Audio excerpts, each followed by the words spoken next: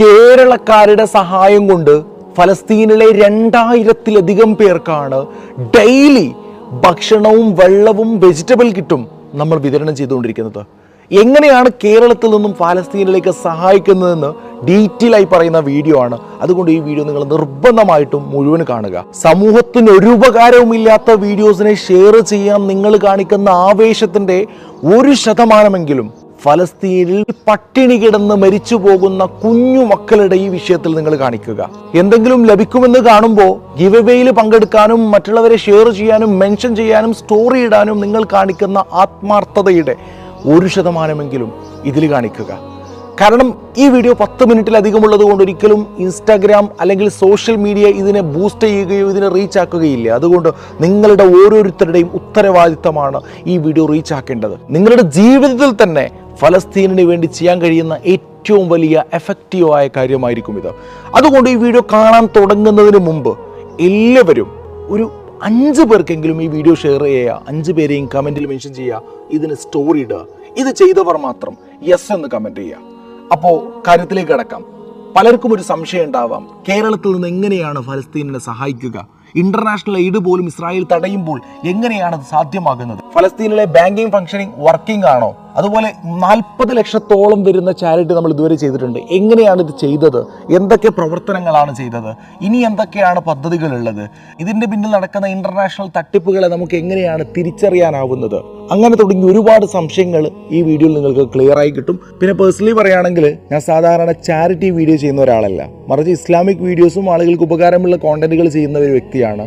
പിന്നീട് ഈ അടുത്ത് ഞാൻ അബ്ദുറഹീമിന്റെ കേസിലായിരുന്നു ആകെ ഇടപെട്ടിരുന്നതെന്ന് പറയാം. കാരണം തൂക്കിലേറ്റാൻ വെറും 7 ദിവസം മാത്രം ബാക്കിയിരിക്കെ കാര്യമായ ഫണ്ടൊന്നും ആവാതിരുന്നപ്പോൾ ആ ഉമ്മാന്റെ കണ്ണുനീര് കണ്ട് സഹിക്ക വയ്യാതെയാണ് ഒരുപാട് ഭാഷകളിൽ പോസ്റ്റർ ചെയ്ത് ആ വിഷയത്തിൽ ഞാൻ ഇടപെട്ടത്. പിന്നെ ഇപ്പോൾ ഈ വിഷയത്തിൽ ഞാൻ ഇടപെടാൻ കാരണം നിങ്ങൾക്കറിയാം, ഒക്ടോബർ 6 യുദ്ധം തുടങ്ങുന്നതിന്റെ തലേ ആഴ്ച വരെ ഞാൻ പാലസ്തീനിലും ഇസ്രായേലിലൂടെയും യാത്ര ചെയ്ത വ്യക്തിയാണ്. ബൈത്തുൽ മുഖദ്ദസിലും മറ്റും പോയ വീഡിയോസ് ഒക്കെ നിങ്ങൾ എല്ലാവരും കണ്ടതുമാണ്. നമ്മളങ്ങ് കയറി ചെല്ലുമ്പോൾ തന്നെ കൈനീട്ടി ഇങ്ങോട്ട് വരുന്ന പാലസ്തീനിലെ കുഞ്ഞു മക്കളെ നേരിട്ട് കണ്ണുകൊണ്ട് കണ്ടതുകൊണ്ടും അവിടുത്തെ പരിതാപകരമായ അവസ്ഥ നേരിട്ട് കണ്ട് മനസ്സിലാക്കിയ വ്യക്തി എന്ന നിലയിലാണ് ഈ വിഷയത്തിൽ ഞാൻ ഇങ്ങനെ ഇടപെടാൻ കാരണം. നമ്മളെല്ലാവരും തന്നെ കഴിഞ്ഞ 8 മാസമായി ഗസയിലെ നമ്മുടെ പ്രിയപ്പെട്ട ജനത അനുഭവിക്കുന്ന കഷ്ടപ്പാടുകൾ കണ്ടതാണ്. നമ്മളൊക്കെ സ്റ്റാറ്റസ് ഇടുന്നു, സെലിബ്രിറ്റികൾക്കെതിരെ ബ്ലോക്ക് ഔട്ട് ക്യാമ്പയിൻ നടത്തുന്നു, നമ്മുടെ രോക്ഷം പ്രകടിപ്പിക്കുന്നു. ഇതൊക്കെ നടത്തുമ്പോഴും എൻ്റെ മനസ്സിൽ അവിടുത്തെ ജനങ്ങൾക്ക് വേണ്ടി എന്തെങ്കിലും എഫക്റ്റീവായി ചെയ്യണമെന്ന് ആഗ്രഹമുണ്ടായിരുന്നു. അപ്പോഴാണ് ഗസയിലേക്ക് ഡയറക്റ്റ് സഹായം എത്തിക്കുന്ന 2 സുഹൃത്തുക്കളെ ഞാൻ കണ്ടുമുട്ടുന്നത്. കഴിഞ്ഞ 3 മാസത്തിനിടയിൽ 24 ലക്ഷത്തിലേറെ രൂപയുടെ വ്യത്യസ്തങ്ങളായ ചാരിറ്റി പ്രവർത്തനങ്ങൾ അവർ ഗസയിൽ ചെയ്തിട്ടുണ്ട്. ഇത് മുഴുവനും ചെയ്തിട്ടുള്ളത് തികച്ചും ഇൻഡിപെൻഡന്റ് ആയി ഗസയിലെ റഫ സിറ്റിയിൽ താമസിക്കുന്ന, അവർക്ക് യുദ്ധം ആരംഭിക്കുന്നതിന് മുന്നേ പരിചയമുള്ള ഒരു UN ഉദ്യോഗസ്ഥന്റെ ഫാമിലിയുമായി കോണ്ടാക്ട് ചെയ്തിട്ടാണ്. നിരവധി അഭയാർത്ഥി ക്യാമ്പുകളിൽ ആയിരക്കണക്കിന് കുടിയിറക്കപ്പെട്ട ആളുകൾക്ക് വെള്ളവും ഭക്ഷണവും വസ്ത്രവും എത്തിക്കാൻ അവർക്ക് കഴിഞ്ഞിട്ടുണ്ട്. അതിലുപരി കഴിഞ്ഞ 8 മാസമായി വരുമാന മാർഗങ്ങൾ യാതൊന്നുമില്ലാത്ത, വീട് നഷ്ടപ്പെട്ട, ടെന്റുകളിൽ കഴിയുന്ന ഒരുപാട് കുടുംബങ്ങൾക്ക് ജീവിത ചെലവിന് ആവശ്യമായ രീതിയിൽ $100 വീതം സാമ്പത്തിക സഹായവും മറ്റു പല സാന്ത്വന പ്രവർത്തനവും ചെയ്തിട്ടുണ്ട്. ഇനി ചിലർക്ക് ഒരു പക്ഷെ സംശയമുണ്ടായേക്കാം, ഇന്റർനാഷണൽ എയ്ഡ് തന്നെ ഇസ്രായേൽ തടയുമ്പോൾ നിങ്ങൾക്ക് എങ്ങനെയാണ് അവിടെ സഹായം വിതരണം ചെയ്യാൻ കഴിയുന്നത്? ഗസയിൽ അങ്ങനെ മാർക്കറ്റ്സ് ആൻഡ് ഗൂഡ്സ് ഒക്കെ ഉണ്ടോ എന്നൊക്കെ. എന്നാൽ നിങ്ങൾ മനസ്സിലാക്കേണ്ടത്, ലോകത്ത് അനേകം രാജ്യങ്ങൾ ധാരാളം എയ്ഡ് ഗസയിലേക്ക് അയക്കുന്നുണ്ട്. ഈജിപ്തിനകത്ത് 100 കണക്കിന് ട്രക്കുകൾ വരിവരിയായി നിൽക്കുന്നതും നമുക്ക് കാണാം. എന്നാൽ ഇസ്രായേലിന്റെ മിലിറ്ററി സ്ട്രാറ്റജിയുടെ പ്യൂണിറ്റീവ് പോളിസി പ്രകാരം അവർ വളരെയധികം ലിമിറ്റഡ് ആയി മാത്രമേ എയ്ഡ് ട്രക്കുകൾ ഗസയിലേക്ക് കയറാൻ അനുവദിക്കുകയുള്ളൂ. അഥവാ പച്ച മലയാളത്തിൽ പറഞ്ഞാൽ പട്ടിണിക്കിട്ട് കൊല്ലൽ. കാരണം നിലവിൽ ഗസയിലെ ജനങ്ങൾ ബഹുഭൂരിപക്ഷവും വീട് നഷ്ടപ്പെട്ട്, സമ്പാദ്യങ്ങൾ നഷ്ടപ്പെട്ട്, ജോലി നഷ്ടപ്പെട്ട് തികച്ചും സന്നദ്ധ സംഘടനകളുടെ സഹായങ്ങൾ കൊണ്ട് മാത്രം ജീവിച്ചു പോകുന്നവരാണ്. എന്നാൽ അതേസമയം തന്നെ നിലവിലെ ഗസയിലെ റഫ സിറ്റി ഒഴികെ ബാക്കി മുഴുവൻ സിറ്റികളിലും മാർക്കറ്റുകളും അതുപോലെ ആവശ്യ വസ്തുക്കളും ഒരു പരിധിവരെ ലഭ്യമാണ്. കാരണം ഇസ്രായേൽ എയ്ഡ് ട്രക്കുകൾ തടയുകയും അതേ സമയത്ത് തന്നെ ഗസയിലെ വ്യാപാരികൾക്ക് ഇസ്രായേലിൽ നിന്നുള്ള കൊമേഴ്ഷ്യൽ ഗൂഡ്സ് ഒരു പരിധിവരെ അനുവദിക്കുകയും ചെയ്യും. അതായത് ഒരു ജനതയെ എല്ലാവിധ ഉപയോഗത്താലും വളഞ്ഞിട്ട് അവരിലേക്ക് സ്വന്തം പ്രൊഡക്റ്റുകൾ വിറ്റഴിക്കുകയും ചെയ്യുന്നു. ഇതിലൂടെ ഒരേ സമയം അവർ സാമ്പത്തിക ലാഭവും ഫലസ്തീനികളെ അവഹേളിക്കലും ലക്ഷ്യമിടുന്നു. പക്ഷെ നമ്മൾ മനസ്സിലാക്കേണ്ടത് മാർക്കറ്റുകളിലെ ഗൂഡ്സുകളുടെ വില നമ്മൾക്ക് സങ്കല്പിക്കാൻ കഴിയുന്നതിലും എത്രയോ അപ്പുറമാണ്. ഒന്നാമത് യുദ്ധസമയമാണ്, രണ്ടാമത് കുറഞ്ഞ സപ്ലൈ മാത്രമേ ഉള്ളൂ. അപ്പോൾ പിന്നെ നമുക്ക് ഊഹിക്കാൻ കഴിയുന്നതേ ഉള്ളൂ എത്രത്തോളം വില വർധന ഉണ്ടാവുമെന്ന്. ഇനി വേണമെങ്കിൽ ചെറിയൊരു ഉദാഹരണം പറഞ്ഞു തരാം. മുമ്പ് ഗസയിൽ ഒരു ആടിനെ ഉലുഹിയത്ത് ഇറക്കണമെങ്കിൽ $400 അഥവാ 33,000 രൂപയായിരുന്നു. എന്നാൽ അതിപ്പോൾ 1000-വും $1,200 മുകളിലൊക്കെയാണ്. അഥവാ 1,00,000-നടുത്ത് രൂപ വില വരുന്നുണ്ട് ഒരു ചെറിയ ആടിന് തന്നെ. ഒന്നുകൂടി വ്യക്തമാക്കി പറഞ്ഞാൽ, കയ്യിൽ സാമ്പത്തികമായി ഉള്ള ഒരു വ്യക്തിക്ക് മാത്രമേ മാർക്കറ്റിൽ നിന്ന് ഭക്ഷണങ്ങളും വെള്ളവും മറ്റു സാധനങ്ങളും വാങ്ങാൻ കഴിയുമെന്നുള്ളതാണ്. എന്നാൽ അതേസമയം സമ്പാദ്യങ്ങൾ നഷ്ടപ്പെട്ട്, വീട് നഷ്ടപ്പെട്ട്, ജോലി നഷ്ടപ്പെട്ട് കഴിഞ്ഞ 8 മാസമായി അതൊന്നുമില്ലാതെ ബഹുഭൂരിപക്ഷം ജനങ്ങളും ജീവിതത്തിലെ അടിസ്ഥാന വസ്തുക്കൾ പോലും ലഭിക്കാതെ സ്വയം തൃപ്തിപ്പെടേണ്ടി വരുന്നു. നിലവിൽ ഈ പാവങ്ങൾക്ക് സഹായം ലഭിക്കുന്നത് ഇത്തരത്തിൽ മാധ്യമ പ്രവർത്തകർ, ചാരിറ്റി സംഘടനകൾ, മറ്റു ഇൻഡിപെൻഡന്റ് ചാരിറ്റി പ്രവർത്തകർ വിദേശത്ത് നിന്നും അയക്കുന്ന ഡൊണേഷൻസ് കൊണ്ട് മാർക്കറ്റുകളിൽ നിന്ന് അവൈലബിൾ ആയ സാധനങ്ങൾ വാങ്ങി വിതരണം ചെയ്യുന്നതിലൂടെയാണ്. ഇത്തരത്തിൽ ഒരുപാട് വീഡിയോസ് നമുക്ക് സോഷ്യൽ മീഡിയയിലൂടെ കാണാൻ കഴിയും. ഇതേ സിസ്റ്റത്തിലൂടെയാണ് നമ്മൾ മുമ്പ് കഴിഞ്ഞ 3 മാസത്തോളമായി റഫ സിറ്റിയിലെ അനേകം കുടുംബങ്ങൾക്ക് വെള്ളവും ഭക്ഷണവും മറ്റു അവശ്യ വസ്തുക്കളൊക്കെ വിതരണം ചെയ്തത്. ഇനി ചിലർക്ക് ഒരു പക്ഷേ സംശയങ്ങൾ ഉണ്ടാവാം, ഗസയിലേക്ക് നമുക്ക് ഡയറക്റ്റ് പേയ്മെന്റ് ചെയ്യാൻ കഴിയുമോ, ഗസയിൽ ബാങ്കിങ് സിസ്റ്റം ഫംഗ്ഷനിങ് ആണോ എന്നൊക്കെ. ശരിക്കും നിലവിൽ ഇന്ത്യയിൽ നിന്ന് നമുക്ക് ഡയറക്റ്റ് പേയ്മെന്റ് ചെയ്യാൻ കഴിയില്ല. ഇനി ചെയ്യാൻ കഴിഞ്ഞാൽ തന്നെ അതിൻ്റെ ഫോളോ അപ്പ്, അതുപോലെ ക്യാഷ് എവിടെ എത്തുമോ എന്ന കാര്യത്തിലൊന്നും ഒരു ബാങ്കുകൾക്കും ഒരു ഉറപ്പും പറയാൻ കഴിയില്ല. അതുപോലെ തന്നെയാണ് ഗൾഫ് രാജ്യങ്ങളിൽ നിന്നും ഗസയിലേക്ക് ക്യാഷ് അയക്കുന്നതും. കാരണം അതും ഗൾഫിൽ നിന്ന് അയക്കുന്നത് വളരെയധികം പ്രയാസമാണ്. അപ്പോൾ നിങ്ങൾക്ക് സ്വാഭാവികമായി ഉണ്ടാകുന്ന സംശയമാണ്, നിങ്ങൾ സോഷ്യൽ മീഡിയയിലൂടെ കാണുന്ന ഒരുപാട് വ്യക്തികൾ, ഇൻഫ്ലുവൻസേഴ്സ്, ജേർണലിസ്റ്റ് ഒക്കെ ഗോഫണ്ട്, പേപാൽ തുടങ്ങിയ ഓൺലൈൻ ക്രൗഡ് ഫണ്ടിങ് ആപ്പുകൾ വഴി ക്യാഷ് കളക്ട് ചെയ്യാറുണ്ടല്ലോ. ഇത് എങ്ങനെയാണ് സാധ്യമാകുന്നതെന്ന് ചോദിച്ചാൽ, ചില യൂറോപ്യൻ രാജ്യങ്ങളിൽ നിന്ന് ഗാസയിലേക്ക് ഡയറക്റ്റ് ബാങ്കുകളുടെ ക്യാഷ് അയക്കാൻ പറ്റും. ഇപ്പോൾ റഫ സിറ്റി ഒഴികെ ബാക്കിയുള്ള എല്ലാ നഗരങ്ങളിലൊക്കെ പരിമിതി ഉണ്ടെങ്കിൽ പോലും ബാങ്കിങ് സിസ്റ്റം ഫംഗ്ഷനിങ് ആണ്. കാരണം ഈ യുദ്ധത്തിലുടനീളം ഇസ്രായേൽ സിവിലിയൻസ് എല്ലാ ഫെസിലിറ്റീസും ആക്രമിച്ച് നശിപ്പിക്കുന്നുണ്ടെങ്കിൽ പോലും ബാങ്കിങ് സിസ്റ്റം എന്നത് സെൻസിറ്റീവ് ആയതുകൊണ്ട് തന്നെ അവർ അതിനെ കംപ്ലീറ്റ് തടഞ്ഞിട്ടില്ല. അതുകൊണ്ട് തന്നെ യൂറോപ്പിലുള്ള ആളുകൾ ഇതുപോലെ ഗോഫണ്ട് തുടങ്ങിയവയിലൂടെ സംഭാവന സ്വീകരിക്കുകയും അത് ഗാസയിലേക്ക് ഡയറക്റ്റ് അയക്കുകയും ശേഷം അവിടുത്തെ ആളുകൾ ക്യാഷ് ബാങ്കുകളിൽ നിന്ന് കളക്ട് ചെയ്ത് സഹായ പ്രവർത്തനങ്ങൾ നടത്തുകയാണ് ഇപ്പോൾ നടന്നുകൊണ്ടിരിക്കുന്നത്.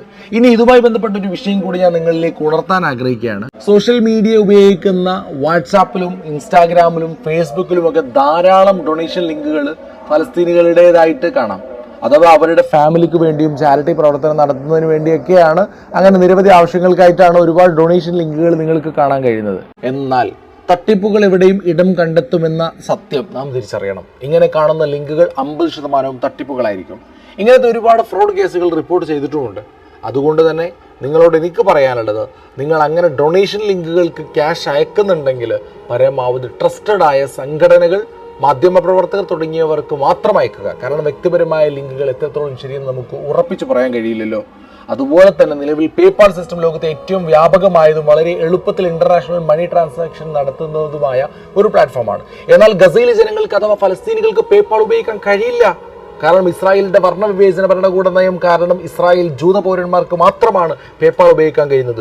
ഏതുവരെ എന്ന് പറഞ്ഞാൽ അമേരിക്ക പോലും പലസ്തീൻ ഭൂമിയായി അംഗീകരിക്കുന്ന വെസ്റ്റ് ബാങ്കിലെ അനധികൃത ജൂത കുടിയേറ്റക്കാർക്ക് പോലും പേപാൽ ഉപയോഗിക്കാൻ കഴിയുമെങ്കിലും അവിടെയുള്ള ഫലസ്തീനികളെ ഇസ്രായേൽ അതിൽ നിന്ന് തടയുന്നു. അഥവാ നമ്മൾ പണ്ട് ദക്ഷിണാഫ്രിക്കയിലേക്ക് കണ്ട വർണ്ണവിവേചന നയത്തിന്റെ ആധുനിക രൂപമാണ് ഇസ്രായേൽ. ഇനി ചിലർക്ക് ഒരു പക്ഷേ സംശയങ്ങൾ ഉണ്ടാവാം. മുമ്പ് നമ്മൾ സഹായങ്ങൾ വിതരണം ചെയ്തിട്ടുള്ളത് റഫ സിറ്റിയിലാണല്ലോ. പക്ഷെ നിലവിൽ റഫ ഓൾമോസ്റ്റ് ഇസ്രായേലിന്റെ അധിനിവേശ സൈന്യത്തിന്റെ കീഴിലാണല്ലോ. സോ ഇപ്പോൾ എവിടെയാണ് സഹായം വിതരണം ചെയ്യുന്നത്? നിലവിൽ റഫയിൽ നിന്ന് കുടിയിറക്കപ്പെട്ട 10 ലക്ഷത്തിലേറെ പേർ താമസിക്കുന്ന ഖാൻ യൂനുസിലെ ഹ്യൂമാനിറ്റേറിയൻ സോണായ മവാസി ഏരിയയിലാണ്. സോൺ എന്ന് പറയുമ്പോൾ ചിലർ വിചാരിക്കും അത്യാവശ്യം നല്ല സൗകര്യമുള്ള സ്ഥലമായിരിക്കുമെന്ന്. എന്നാൽ തികച്ചും മരുഭൂമി പ്രദേശമായ 2 മുതൽ 5 വരെ കിലോമീറ്റർ മാത്രം ചുറ്റളവുള്ള അടിസ്ഥാന സൗകര്യങ്ങൾ യാതൊന്നുമില്ലാതെ വിജനമായ പ്രദേശമാണ്. അവിടെയാണ് ലക്ഷക്കണക്കിന് ആളുകൾ യാതൊരു സൗകര്യവും ഇല്ലാതെ ജീവിക്കുന്നത്. നിലവിൽ ഏറ്റവും ക്രൗഡഡ് അതേസമയം ഗവൺമെന്റിന്റെ റിലീഫ് ഫെസിലിറ്റീസ് ഏറ്റവും കുറവുള്ള സ്ഥലവും കൂടിയാണ് മവാസി ഏരിയ. അതുകൊണ്ട് തന്നെ നമ്മളിപ്പോൾ അയക്കുന്നത് മുഴുവൻ സഹായങ്ങളും മവാസി ഏരിയയിൽ താമസിക്കുന്ന ആയിരക്കണക്കിന് കുടിയിറക്കപ്പെട്ട കുടുംബങ്ങൾക്കാണ്. ഇനി നമ്മൾ ഇതുവരെ നടത്തിയ റിലീഫ് പ്രവർത്തനങ്ങൾ എന്തൊക്കെയാണെന്ന് പറയാം. 40 ലക്ഷത്തിലേറെ രൂപ നിലവിൽ ഗാസയിലേക്ക് നമ്മൾ എത്തിച്ചിട്ടുണ്ട്. 22 അഭയാർത്ഥി ക്യാമ്പുകളിൽ 6000-ത്തിലധികം പേർക്ക് ശുദ്ധജല വിതരണം, 400 ഫാമിലികൾക്ക് റമദാനിൽ ഗ്രാൻഡ് ഇഫ്താർ, അതും 2000 വ്യക്തികൾ അടങ്ങുന്ന വലിയ ഇഫ്താർ, 100-ലധികം കുട്ടികൾക്ക് പുതുവസ്ത്രം, അനാഥരായ കുട്ടികൾക്കും കുടിയിറക്കപ്പെട്ട കുട്ടികൾക്കും വേണ്ടി വ്യത്യസ്തമായ 2 പെരുന്നാൾ ഇവന്റുകൾ, കൾച്ചറൽ പ്രോഗ്രാം, ഗിവിംഗ് മണി, സ്വീറ്റ്സ്, അങ്ങനെ ഒരുപാട്.